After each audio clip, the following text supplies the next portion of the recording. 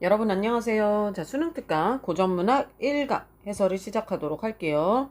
고전문학 1강은 수능특강에 나와 있는 고전 시가 그리고 고전 소설 이렇게 두 가지를 묶어서 선생님이 해설을 하도록 할 거예요. 그래서 선생님은 이렇게 묶어서 편집을 해놨는데 여러분은 일단 두 개 다 문제를 풀어야겠죠? 고전 시가와 고전 소설 부분 문제를 먼저 푼 다음에 선생님의 해설을 들어주시면 됩니다. 선생님은 여러분이 이 두 가지 다 문제를 풀었다라는 전제 하에 설명을 드리도록 할게요. 자, 그럼 우리 시가부터 문제를 한번 같이 살펴보도록 할까요? 자, 문제를 먼저 봤더니 보기 문제를 먼저 보자라고 했었는데 보기와 관련된 문제가 이렇게 1번에 나와 있고 가와 관련된 문제밖에 없네요. 그리고 적절하지 않은 걸 고르라고 되어 있어요. 보니까 가는 신라 34대 효성왕 원년에 신충이 지은 향가라고 합니다.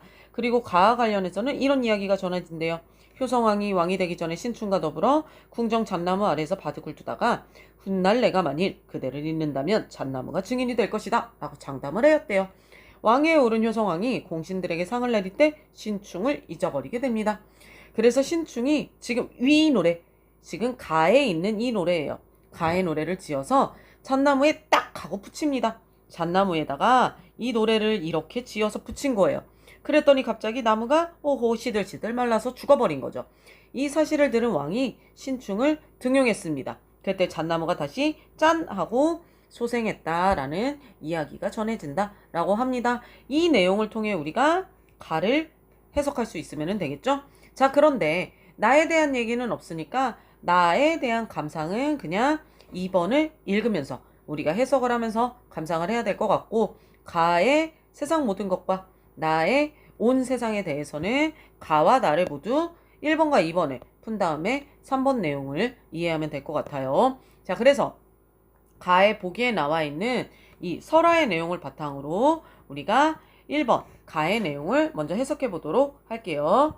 자, 보시면 여기 진한 글씨로 나와 있죠? 질 좋은 잣이 가을에 말라 떨어지지 않는다 라고 되어 있고 여기 보시면 질 좋은 잣을 언급하며 잣나무가 증인이 될 것이라는 왕의 말을 떠올리게 하고 있죠. 잣나무 연결이 되고 있으면서 왕의 말을 떠올리게 하고 있다. 지을 수가 있습니다. 그 다음에 가을에 말라서 떨어지지 아니하매 너를 중히 여기겠다 하신 말이 있었잖아요. 임금이 하신 그 말을 떠올리게 할 수 있죠. 너를 중히 여겨가겠다라는 말을 직접 인용했죠. 자신을 잊지 않겠다던 왕의 다짐을 환기시키고 있는 거. 맞는 설명이 되겠네요. 자, 그 다음 줄. 그런데 낯이 변해버리신 겨울이래요. 그럼 여러분 너를 중히 여기시겠다라고 말을 했는데 실제로는 어떻게 된 거예요? 중히 여기지 않았다라는 거죠. 우리가 봤던 설화에서처럼 낯이 변해버린 거예요. 낯이 변해버리신 겨울과 같이 변화된 분위기를 드러내서 자신에 대한 왕의 태도가 달라졌음을 밝히고 있죠. 이렇게 말할 수가 있겠네요. 자, 그 다음에 달이 그림자 내린 연못갓이라고 했네요. 여러분 여기 연못갓이라고 했는데 이것은 연못가에라고 해석하시면 돼요. 연못가, 연못의 옆이죠. 이 연못가상을 연못가에라고 생각하시면 돼요. 달이 이렇게 그림자가 내려온 거예요. 달의 그림자가 내려온 연못의 가에 이렇게 연못의 가상에 지나가는 물결이 있는 거죠. 이런 지나가는 물결에 대한 모래로다라고 이야기를 하고 있는 겁니다. 달이 그림자 내린 연못가, 달이 그림자가 내린 연못이라는 시간적, 공간적 배경이네요. 달의 그림자가 내려온 연못이라는 시간적, 공간적 배경을 활용해서 왕에게 버려진 자신의 처지. 자, 왕은 왕이 됐는데 나는 시간적, 공간적 배경이 지났음에도 이렇게 왕에게 버려져 있는 처지가 되어 있다라는 것을 제시하고 있다라고 볼 수가 있습니다. 그 다음 지나가는 물결에 대한 모래로다라고 말을 했네요. 지나가는 물결에 대한 모래예요. 즉 나는 어떤 처지예요? 모습을 바라볼 수 있어요. 모습을 바라볼 수 있지만 세상 모든 것을 여희여버린, 여기서 여러분 여희여는 잃어버리다 라고 해석할 수 있거든요. 잃어버린 처지이구나 라고 볼 수가 있습니다. 자, 물결은 모두 지나가 버리는데 모래는 여러분 지나갈 수 있나요? 없죠. 모래는 이렇게 그 자리에 남아 있어야 돼요. 물결은 막 지나가요. 물결은 막 지나가는데 모래는 그 자리에 남아 있어요. 그럼 지나가는 물결에 비해 모래는 그 자리에 남아 있죠. 즉, 지나가는 물결을 모두 잃어버린 처지예요. 그럼 여기서 모래는 누굴까요? 그냥 그 자리에 남아 있을 수밖에 없는 화자 자신이라고 볼 수 있겠죠. 자, 이렇게 보실 수 있습니다. 지나가는 물결에 대한 모래와 같구나. 모습을 바라볼 수 있지만 세상 모든 것을 잃어버린 처지이구나. 뭐처럼? 모래처럼. 내가 세상 모든 것을 잃어버린 처지이구나. 라는 해석이 가능한 거죠. 자, 그럼 여러분 5번. 지나가는 물결에 자신을 모래의 왕을 빗대요. 왕의 마음을 붙잡지 못한 안타까움이다. 모래의 왕을 빗댔다. 틀렸다. 라는 거 알 수 있죠? 모래는 화자 자신을 비유한다 라고 볼 수 있어야 됩니다. 따라서 모래의 왕을 빗댔다 라는 말이 틀렸네요. 답이 5번이 되겠죠? 이렇게 찾아주시면 돼요, 여러분. 모래는 어딘가로 흘러갈 수 없는데 세상 모든 것을 잃어버린 처지 같다 라고 했으므로 여기서 모래가 왕이 아니구나 라는 것을 우리가 추측해서 찾을 수가 있습니다. 자, 그 다음에 여기 보시면 세상 모든 것이라고 했죠? 세상 모든 것을 잃어버린 처지 같다 라고 했으니까 가에 세상 모든 것이 나왔죠. 세상 모든 것. 이 세상 모든 것은 뭐예요? 내가 잃어버린 것이겠죠. 내가 잃어버린 것으로 볼 수 있겠죠. 그렇다면 여러분 여기 가부터 볼까요? 화자가 세상 모든 것을 잃어버린 듯한 상실감과 괴로움을 강조하고 있다. 어때요? 맞는 설명 같죠? 자, 맞다고 할 수 있습니다. 가의 화자는 세상 모든 것과 소통할 기회를 잃어버린 안타까움을 토로하고 있다. 세상 모든 것을 잃어버린 것 같다고 했지만 이게 소통할 기회를 잃어버렸나? 세상 모든 것과? 이건 잘 모르겠어요. 약간 세모기는 해요. 완전히 틀렸다고 볼 수는 없을 것 같은데 그렇다고 완전히 맞은 것 같지도 않아요. 선생님은 약간 세모로 쳤습니다. 일단 뒤에까지 봐야 할 것 같았어요. 자, 3번. 가의 세상 모든 것이 임과 함께 할 수 없게 된 화자가 잃어버린 것 전부. 세상 모든 것이 인과 함께 할 수 없게 된 화자는 맞죠? 근데 인과 함께 할 수 없게 됐다고 해서 모든 것 잃어버린 전부일까요? 요것도 약간 세모인 것 같아요. 물음표. 인과 함께 할 수 없게 된 건 맞는데 잃어버린 것의 전부이다? 이것도 약간 물음표일 것 같아요. 일단 뒷부분을 좀 더 봐야 될 것 같았어요. 그래서 2번, 3번은 확신이 없었어요. 선생님들 여기까지는. 자, 4번. 가는. 세상 모든 것이 화자가 원하던 것이지만 더 이상 꿈꿀 수 없게 된 것이다. 이게 여러분 세상 모든 것이 화자가 원하던 것인가요? 화자가 원하던 것? 세상 모든 것을 잃어버렸다 라고 했는데 여기서 세상 모든 것이 화자가 원하던 것이다? 요것도 이상해요. 화자가 원하던 것이다? 약간 이상하기는 합니다. 화자가 원하던 것이다? 그래서 요것도 조금 애매한 것 같기는 해요. 자, 5번. 가의 화자가 세상 모든 것을 여의게 된 것이 임에 대한 화자의 마음이 달라졌기 때문? 임의 마음이 달라진 거지 화자의 마음이 달라졌다? 라고 볼 수 없겠죠? 5번은 완전히 틀린 것 같습니다. 그래서 쭉 봤을 때 완전히 틀렸다라고 볼 수 있는 건 5번 정도인 것 같기는 해요. 좀 나머지 것들이 선생님은 의심이 되긴 했거든요. 그래서 지워놓고 이제 나머지 내용을 살펴보도록 할게요. 자, 보시면은 이제 나번시를 가서 보도록 합시다. 나번시는 2번과 3번을 볼 수가 있겠죠? 나에 대한 감상으로 적절하지 않은 거를 먼저 보시는 게 좋을 것 같아요. 자, 보니까 여러분 나번시는 누가 썼어요? 이순신이 썼겠네요. 이순신 누구예요, 여러분? 우리가 잘 아는 분이죠. 광화문에도 있어요. 이순신 장군상. 그럼 이분 전쟁 중에 썼겠죠, 아마. 그러면 추측할 수 있어요. 전쟁 중이겠구나. 전쟁 중에 쓴 이순신의 시. 그럼 아마 전쟁 중에 쓰인 어떤 그런 걱정, 고난 이런 것들이 있지 않을까요? 이런 것들을 추측하면서 읽으시면 아마 더 좋겠죠. 한바다에 가을바람이 불어오는 이 밤이라고 했습니다. 보니까 한바다, 가을바람, 이 밤은 자, 공간적 배경, 계절적 배경, 시간적 배경.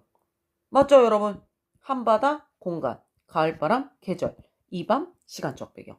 작품 전체의 분위기를 형성하고 있군. 맞는 설명이 되겠네요. 홀로 높은 누각에 앉아서 하염없이 생각에 잠겨 있으십니다. 홀로 높은 누각에 앉아 하염없이 생각에 잠기네. 시적 정황을 묘사하고 있죠. 내가 어디에 홀로 높은 누각에 생각에 잠겨있다. 화자의 외로움과 고뇌, 장군으로서의 외로움과 고뇌를 표현하고 있군. 맞는 설명이 되겠네요. 어느 날에야 이 나라가 다시 태평해질까? 왜 이런 말을 했어요? 요것 때문이겠죠? 아마 전쟁 중이기 때문에 어느 날에야 이 나라가 다시 태평해질까나? 어느 날에야 이 나라가 다시 태평해질까는 질문의 형식을 활용하여 질문의 형식 많은 사람들의 의도를 의심하는 심리를 드러내고 있다? 여러분 여기서 많은 사람들의 의도를 의심하는 걸까요? 여기 업적이 업적은 많은 사람들이 깎아내리려고 해요. 그러니까 이순신의 업적을 많은 사람들이 깎아내리려고 하기는 했었죠. 그 당시에. 그렇다고 해서 여러분 이 많은 사람들의 의도를 의심해요? 이건 좀 이상하지 않아요? 어느 나라라 이 나라가 태평해질까라는 질문의 형식을 활용해서 의심하는 심리 이렇게 볼 수는 없겠죠. 3번이 틀렸네요. 자, 그 다음 거 계속 봅시다. 변방의 근심을 평정할 수 있다며. 내가 이 근심을 평정할 수만 있다며. 이 변방의 근심을 평정할 수 있다며. 자, 변방의 근심을 평정할 수 있다며. 먼저 해결해야 하는 조건을 제시한 거죠. 즉, 자신보다 국가를 우선시하는 충성심. 군인이기 때문에 가능한 거죠. 이걸 부각하고 있다. 맞는 설명이 되겠네요. 그렇게 한다면 뭐 하겠다 내가? 도연명의 귀거래사. 즉 전원생활의 즐거움을 드러내는 시예요. 도연명의 귀거래사를 응당을풀이라. 이렇게 우리나라가 편안해지면 도연명의 귀거래사를 읽겠다. 도연명이 쓴 작품을 떠올리기 위해서 화자가 지향하는 삶. 나도 전원생활에 충실한 이런 삶을 지향하고 싶다라는 모습을 짐작할 수 있게 합니다. 맞는 설명이 되겠죠? 자, 틀린 거. 3번에 많은 사람들의 의도를 의심하는 심리. 틀렸다라는 것을 알 수 있죠? 이번의 답은 3번이 되겠네요. 그럼 여러분 여기서 많은 사람들이 업적을 깎아내리려 하는데 내 이름은 온 세상이 알게 되네요. 오히려 온 세상이 이름을 알게 된다라고 했습니다.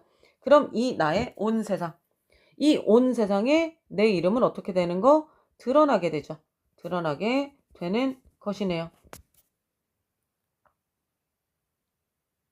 자, 이렇게 드러나게 되는 건데요. 온 세상은 뭐예요? 나의 화자는 온 세상을 위해 자신이 해온 일, 내가 해온 일, 어떤 거예요, 여러분? 내가 해온 일. 앞에서 보시면 지금 바로 큰 난리를 겪고 있는 때에 내가 업적을 세웠죠. 온 세상을 위해 업적을 세웠죠. 그리고 어떤 걸 할 거예요? 변방의 근심을 평정할 거예요. 이 두 가지를 하게 될 겁니다. 따라서 온 세상을 위해 자신이 해온 일, 앞으로 해야 할 일을 떠올리고 있는다. 맞는 설명이 되겠네요. 맞는 설명입니다. 자, 요거 다시 체크해 드릴게요, 여러분. 여기서 이렇게 볼 수가 있어요. 온 세상. 온 세상에서 이 사람이 지금까지 해온 일, 업적을 쌓아왔죠. 그리고 병방의 근심을 평정할 일, 이게 앞으로 할 일이에요. 이순신 장군이. 그럼 여기서 나의 화자는 온 세상을 위해 자신이 해온 일, 이게 뭐예요? 즉 업적과 그리고 앞으로 해야 할 일을 떠올린다. 앞으로 해야 할 일, 이게 뭐냐면 변방의 근심을 평정할 일이라고 보시면 됩니다. 변방의 근심을 평정할 일. 이렇게 하는 거예요. 이 두 가지를 떠올리고 있는 거죠. 이 온 세상을 통해서. 따라서 온 세상을 위해 앞으로 해온 일, 자신이 해온 일, 앞으로 한 일을 떠올리고 있으니까 둘 다 맞는 설명. 앞부분도 맞고 뒷부분도 맞으니까 그럼 1번 맞는 말이네요. 3번의 답이 1번이 됩니다. 자, 여러분 2번 볼까요? 나의 화자는 온 세상에 자신의 이름이 널리 알려진 것에 대한 자부심이 드러나고 있다. 여기 보면 여러분 온 세상이 이름을 깎아내리려 하더라도 이름은 오히려 온 세상에 알게 된다라고 말하기는 했어요. 내 이름을 온 세상이 알게 될 거예요. 그런데 이 온 세상이 이름이 알려질 거긴 한데 여기에 대한 자부심은 아직 없어요. 자부심이 드러나고 있지는 않아요. 오히려 뭘 원하고 있어요? 자부심을 드러내기보다는 이걸 원해요. 내가 원하는 것은 변방의 근심을 평정하는 거예요. 내 이름이 알려졌어. 이것 봐, 난 알려졌잖아. 라는 자부심을 드러내기보다 변방의 근심을 평정하기를 원해요. 그래서 틀렸습니다. 이해되시죠? 자, 그 다음 3번. 나의 온 세상은 남들이 도달할 수 없는 업적을 화자가 얻게 된 것 전부? 이건 아니죠. 업적을 이룬 화자가 얻게 된 것 전부는 아니죠. 틀렸고. 4번. 나의 온 세상은 화자가 지금 원하고 있는 것? 머지않아 가질 수 있는 것? 이것도 아니죠. 틀렸습니다. 4번도 틀렸네요. 그래서 맞는 내용 3번에 1번이 되겠네요. 이렇게 풀어주셨으면 됩니다. 1번의 답. 자, 1번. 보기를 보면서 여러분 힌트를 얻어서 5번을 찾으시면 되고 2번은 이 시를 그대로 읽으시면서 감상을 쭉 풀어나가시면 돼요. 여기까지 풀고 나서 우리 3번의 세상 모든 것과 온 세상에 대해서 힌트를 얻어서 1, 2, 3, 4, 5번을 풀어주셨으면 됩니다. 자, 이렇게 풀고 넘어와서 4번에서 7번에 해당하는 소설을 한번 보도록 합시다. 소설을 보기 위해 뒤에 있는 요 보기를 보셔야겠죠? 7번에 있는 보기를 살펴볼까요? 적절하지 않은 것부터 우리가 봐야겠죠? 7번의 보기를 보면 이 소설은 포천이문이래요. 제목의 뜻이 포천의 기이한 소문이라는 뜻으로 죽은 이의 혼령과 살아있는 사람이 대화를 나누는 비현실적인 내용이라고 합니다. 대화를 나누는 두 인물은 모두 당대에 높이 평가되었던 역사상 실존 인물이래요. 작가의 생각에 정당성을 부여하는데 어쨌든 대화를 나누는 두 인물이 등장한대요. 대화를 나누는 두 인물이 등장을 합니다. 자, 이 작품에서 두 인물이 대화를 통해 다루고 있는 주된 내용은 북벌론이라고 합니다. 북벌론이란 병자호란에 치우고 싶고 대의를 바로세우기 위해 청나라를 정벌해야 한다는 것. 여기에 대해 비판적 논의는 전체적으로 민감한 일이에요. 그래서 작가는 이 사안을 다룰 때 수반되는 위험을 피하고자 여러 가지 서사 전략을 활용해요. 그를 위해 초현실적인 존재, 현실에서 사라져 다시 만날 수 없는 인물과 같이 현실 세계의 논란에서 자유로운 존재의 목소리를 통해 자신의 견해를 드러내게 된다라고 합니다. 그러니까 북벌론을 다루기 위해 어떻게 했다는 거예요? 위험을 피하기 위해 초현실적인 존재, 현실 세계의 논란에서 자유로운 존재의 목소리를 통해 견해를 드러내고자 했다라고 보시면 됩니다. 그래서 비현실적인 이야기를 다루는데 대화를 나누는 두 인물이 등장하고 죽은 이의 혼령이 살아있는 사람과 대화를 나눈다라고 보시면 되겠죠. 자, 올라와서 보니까 여러분 여기 이렇게 나와 있어요. 앞부분 줄거리에 정공이 포천 현감으로 부임하는 날 조선의 개국공신 하륜에 귀신이 찾아온다 라고 하죠. 정공이 포천 현감으로 부임해요. 그러면은 정공은 살아있는 사람이고 하공은 귀신이죠. 귀신. 이렇게 찾아야 되겠죠. 정공이 사또 살아있는 사람, 하공은 귀신입니다. 귀신. 이렇게 두 사람이 대화를 나눈다라고 보시면 돼요. 따라서 대화를 나누는 두 사람, 정공은 살아있는 사또, 하공은 죽은 귀신이 되겠죠. 여러분이 이걸 파악한 다음에 이 두 사람의 대화를 판단하면서 이제 문제를 풀어주시면 됩니다. 자, 보니까 이승과 저승의 길이 달라 내가 결초 보은할 길이 없구려 라고 말을 하면서 그 뒷부분 허나 사또께서는 저승의 보답을 투터히 받아 수명이 한 등급 연장될 터이니 참으로 축하하고 라고 말이 나와요. 자, 여기서 여러분 진한 부분 이승과 저승의 길이 다르다 결초보은할 길이 없다 라고 말했죠. 이 진한 색깔 우리 뭘 푸는데 필요해요? 보기 문제를 푸는데 필요하죠. 자, 여기서는 7번 문제를 푸는데 필요하겠죠. 7번 문제 가시면 여기 나오죠. 이승과 저승의 길이 다르다 결초보은할 길이 없다 라는 말을 통해서 귀신의 목소리를 통해 북벌론의 허상을 비판하는 것. 즉 현실에 민감한 주제에 대한 작가의 견해를 비현실적 존재, 목소리를 빌려 우회적으로 드러내고 있다. 이 앞에서 다 나온 얘기죠. 우회적으로 드러내고 있다. 알 수 있겠죠. 지울 수가 있는 말입니다. 적절하지 않은 거 고르는 거니까. 자, 그리고 여러분 윗글의 인물에 대한 이해 여기 보이면 되는데 여기 보시면 사또께서는 저승의 보답을 두터이 받아 수명이 한 등급 연장될 것이다 라고 말을 했죠. 이 내용을 통해 4번에 2번을 알 수가 있어요. 내려가서 보시면 4번에 2번 하공은 정공의 은혜에 보답하고자 정공에게 저승에서의 벼슬을 높여주기로 약속했어요? 아니죠. 그렇지 않죠. 그냥 수명이 한 등급 연장될 것이다 라고 말을 했죠. 그러므로 벼슬을 높여주기로 약속했다? 틀렸습니다. 이 말이 맞지 않구나 라는 것을 알 수 있습니다. 자, 그 다음 내용을 또 봅시다. 어르신께서 세상을 떠나신 후 세상이 누차 바뀌어 상전벽해가 되었으나 어르신의 영영은 흩어지지 않았습니다. 저 같은 사람도 죽은 뒤에 이승의 일을 알 수 있습니까? 이렇게 물어봤죠. 역시나 진한 글씨. 몇 번을 풀어요? 7번을 푸는데 필요하겠죠. 자, 여기 보시면은 세상을 떠나신 후 흩어지지 않은 영영, 이런 이야기가 나오죠.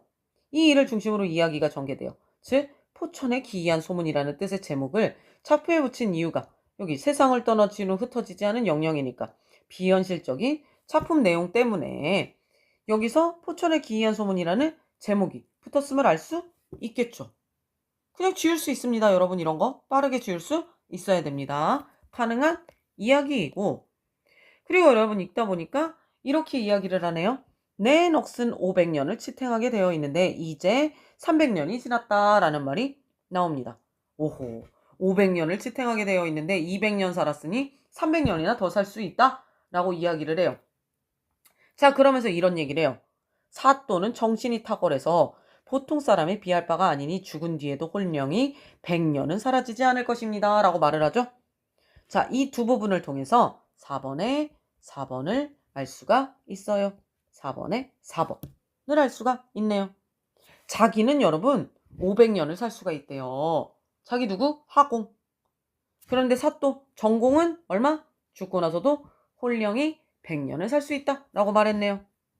그럼 4번에 4번.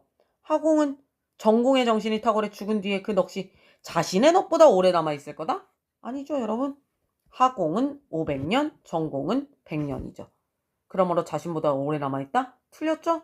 하공이 더 오래 남아있습니다.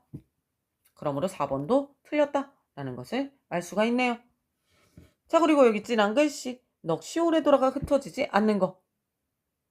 타고난 기운이죠. 빼어난 기운이 모인 것이라면 죽어서도 넋이 남아있게 된다라는 이야기를 하고 있죠. 다시 우리 7번 가볼까요? 7번에 3번. 북번엘에 관한 논의가 빼어난 기운이 모여 넋이 오랫동안 흩어지지 않는 인물들의 목소리로 제시되잖아요.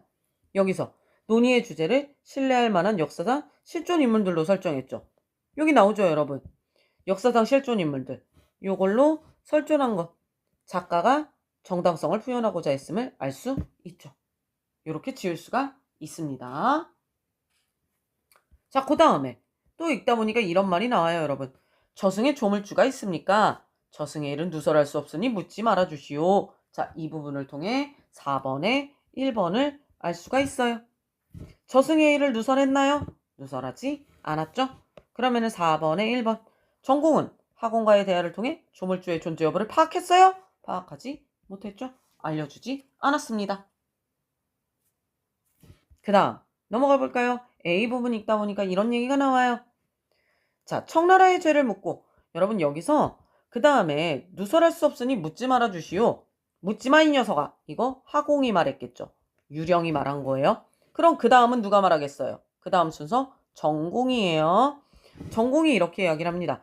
명나라는 큰 은혜를 베풀어 우리나라를 다시 만들어 주었으니 우리나라는 명나라와 함께 해야 하지 않겠습니까? 불행히도 청나라가 중국에서 황제를 일컬고 있으니 지금 우리 조정 신하들이 군사를 일으켜 청나라의 죄를 묻고 자, 천하의 대의를 펴고자 하는 정대한 논의를 하고 있습니다. 이 일의 기륭이 어떻습니까? 이 말은 무슨 말이에요? 지금 명나라를 돕자라는 겁니다.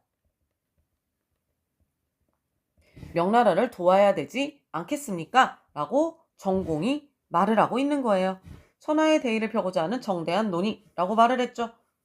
그러면은 요 말 일단 7번으로 가봅시다. 7번. 천하의 대의를 펴고자 하는 정대한 논의로 언급되는 북벌론. 탁상공론이라는 말이 또 필요하네요. 더 봐야겠네요. 그럼 조금 더 봅시다, 여러분. 그랬는데 거기에 대해서 그 다음 사람이 나오니까 이거는 또 하공이겠죠? 하공이 여러분 이렇게 말해요.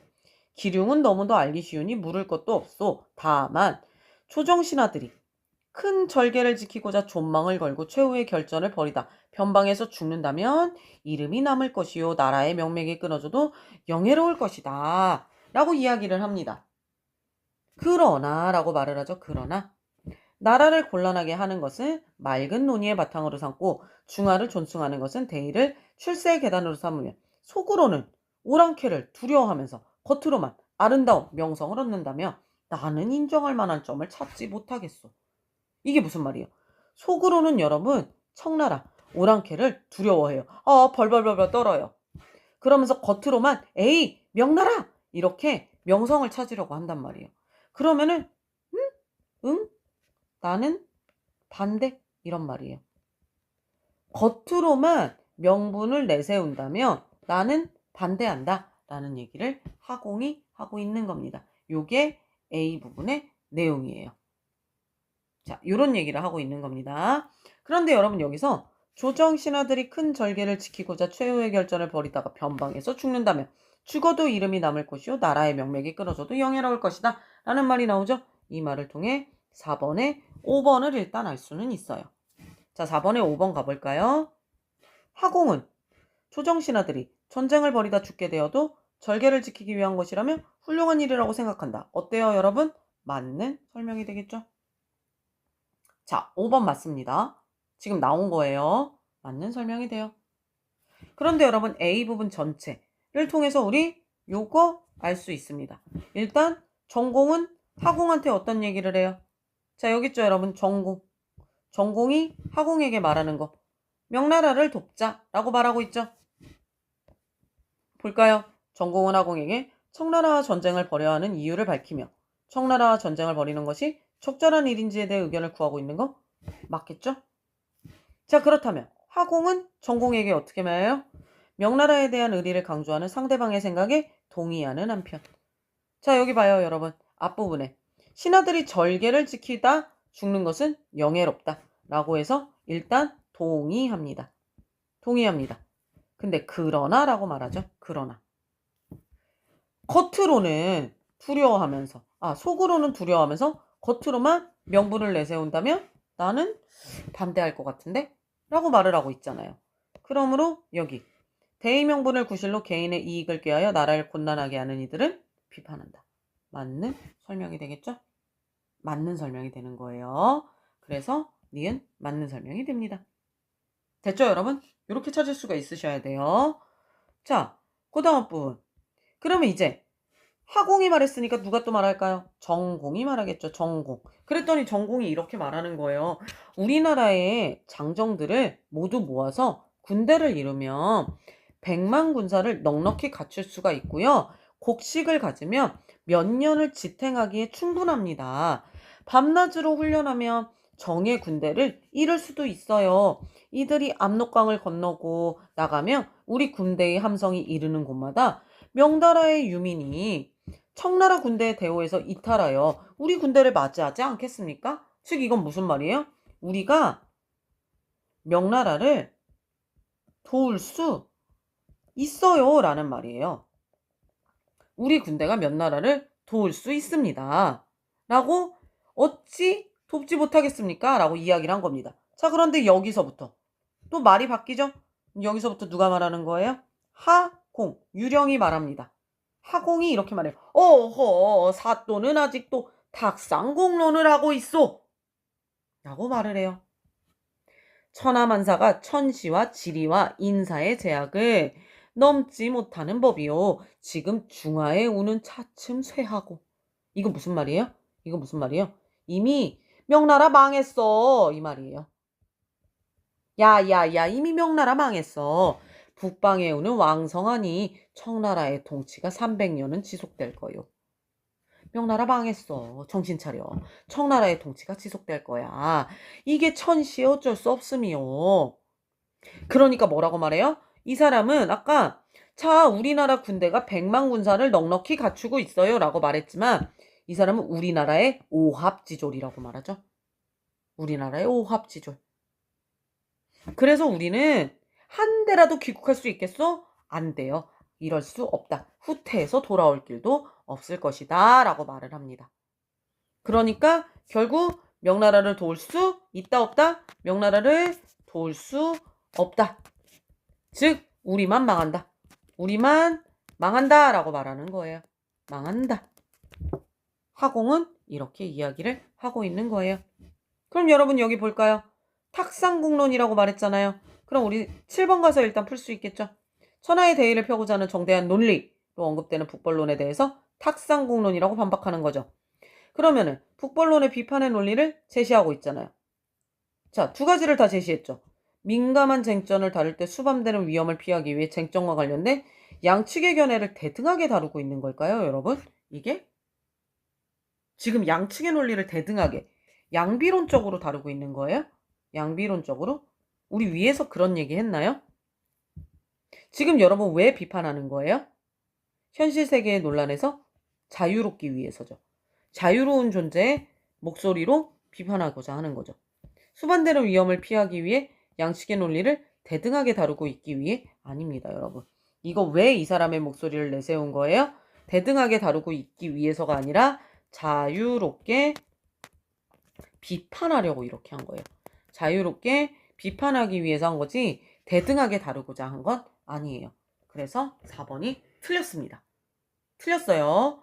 여기서 대등하게 다루고 있다라고 보시면 안 됩니다. 약간 낚이기 좋은 문제였습니다. 요거는. 자, 그러면은 우리 B번에 전공과 하공의 얘기도 살펴볼 수 있죠. 일단 전공은 하공한테 뭐라고 말했어요? 국내외의 상황에 대한 자신의 분석을 근거로 청나라와의 전쟁에서 우리나라가 불리하지 않다라고 말했죠. 우리나라 전쟁 잘할 수 있어요 라고 말했어요. 근데 하공이 전공한테 뭐라고 말해요? 정신 차려야 이 자식아. 우리나라 군대가 동연해도 천시와 지리가 청나라에 유리하니까 상대방의 주장에 반론을 제기했죠. 아, 근데 여러분 여기서 뭐라고 말해요? 요거 잘 살펴야 되네. 사또는 아직도 탁상공론을 하고 있어. 천하만시가 이미 다 제약을 넘지 못해요. 즉 명나라 망했어 이 아이 자식아. 우리나라는 오합지졸이야 라고 말했죠. 그러면 여러분 여기서 우리나라 군대에 대한 상대방의 견해에는 동의하나. 어때요 여러분? 상대방의 견해에 동의했나요? 그렇지 않죠? 우리나라 군대를 뭐라고 표현해요? 우리나라 군대를 오합지졸이라고 표현했죠? 상대방의 견해에 동의하지 않았죠? 천시와 근시가 청나라의 견대에 유리하다 라고 말을 했지 동의하지 않았습니다. 틀렸네요. 4번이 틀렸네요. 자, 이렇게 됐습니다. 뒤에 더 볼까요 이제? 쭉 이렇게 해서 내용이 불가하다라고 말했습니다. 어쨌든 이렇게 말을 해서 하공이 계속해서 말을 해요. 자, 그러니까 다시 따옴표 바꿨죠? 이제 전공입니다. 전공이 참으로 말씀하신 그대로입니다. 화의를 고수해야 하겠습니다. 화의는 뭐냐면 얘들아 친하게 지내야 된다는 거예요. 친하게 지내자는 뜻. 누구랑 친하게 지내요? 이게 청나라와 친하게 지내라 라는 뜻을 제가 고수해 봐야겠네요 라고 말을 한 거예요.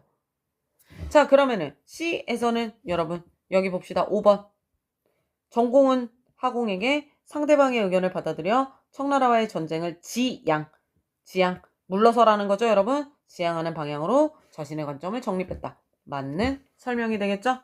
청나라의 전쟁을 하지 않는 방향으로 자신의 관점을 정립한 거예요. 맞는 설명입니다. 맞죠? 나머지 다 맞으니까 답은 4번이 되는 거죠. 이렇게 푸셨어야 됩니다. 자, 그 다음에 이제 쭉 내려가다 보면은 다 내려갔네요. 내려가고 이제는 기억이 나오네요. 이러면서 이 사람이 말하죠. 이렇게. 지금의 가르침은 참으로 간명하면서도 핵심을 찌른 말씀이라 마음과 몸이 모두 경복하게 만듭니다. 라고 했네요. 그 위에 4번 4번 답은 찾았지만 하나 찾을 게 더 있네요. C부분 바로 아래에 이런 말이 나와요. 우리나라의 법이 지극히 훌륭하나 법이 오래되면 폐단이 생기는 법인지라 라는 말이 나오네요. 우리나라의 법은 지극히 훌륭하다 라고 했어요. 요거 3번의 근거가 됩니다. 자, 4번에 3번의 근거 넘어가 봅시다. 4번에 3번 전공은 훌륭한 법을 갖추지 못한 조선의 현실 때문에 아니죠 여러분. 우리나라의 법은 지극히 훌륭하다 라고 말을 했죠. 그러므로 4번에 3번도 틀렸다. 그럼 확실히 1, 2, 3, 4번이 틀렸으니까 4번의 답이 5번이라는 거 할 수 있고. 이제 여러분 기억 봅시다. 지금의 가르침은 참으로 간명하면서도 핵심을 찌른 말이다 라고 했죠. 그랬는데 그 위에 하공이 어떤 가르침을 줬냐면 이런 이야기를 해요. 보시면 종 하나가 자기 직분을 다하지 못하면 한 가지 일에 폐단이 생기고 종 8명이 직분을 다하지 못하면 8가지 일에 폐단이 생긴다. 하물며 나란 일이야 더 말할 나이가 있겠습니까? 라고 이야기를 했죠. 이게 바로 이게 바로 위에서 말하고 있는 지금의 가르침이라고 보셔야 됩니다. 종 하나가 자기 직분을 다하지 못하면 한 가지 일에 폐단이 생기는데 종 8명이 직분을 다하지 못하면 8가지 일에 폐단이 생겨요. 나란 일 역시 그러하다는 거죠. 그럼 여러분 기억 봅시다. 자, 기억. 지금의 가르침. 뭐겠어요, 여러분? 결국에는 분야별로 나란 일을 맡을 사람. 종 8명이니까 분야별로 나란 일을 맡을 종. 사람이 즉 종이겠죠. 이것을 잘 가렸어야 국정의 폐단을 막을 수 있다는 뜻이겠죠. 답은 2번이 되겠네요. 자, 이게 가장 적절하겠죠. 나머지 거 다 읽어봐도 얘가 가장 맞습니다. 6번의 답 2번이 됩니다. 주변의 내용을 통해서 바로 파악할 수 있습니다. 이렇게 체크할 수 있고. 그럼 여러분 이 글에서 4번의 답 5번, 5번의 답 4번이 되고 6번의 답 2번. 자, 7번의 답 4번이었죠? 맨 마지막에 여기 보면 자기가 더 이상 오랫동안 이승에 머물 수 없어서 작별을 고한다 라고 합니다. 결국에는 작가의 견해를 대변하는 인물이 다시 만날 수 없는 인물로 처리해서 정치적 주제를 다룰 때 생길 수 있는 논란을 피하려고 했다라는 것을 알 수 있는 거죠. 이것도 지울 수가 있습니다. 자, 여러분 이렇게 해서 우리 총 7문제 고전 1강의 7문제를 풀어봤습니다. 현대소설보다 조금 어려워요, 여러분. 현대문학보다. 그래서 현대문학을 시가, 소설을, 현대를 합쳐서 12분에서 13분 이내에 풀어주셔야 고전 전체를 푸는데 여기서 17분에서 18분 정도 시간을 내서 합쳐서 30분 이내에 풀 수가 있는 거예요. 이렇게 시간을 맞춰주셔야 됩니다.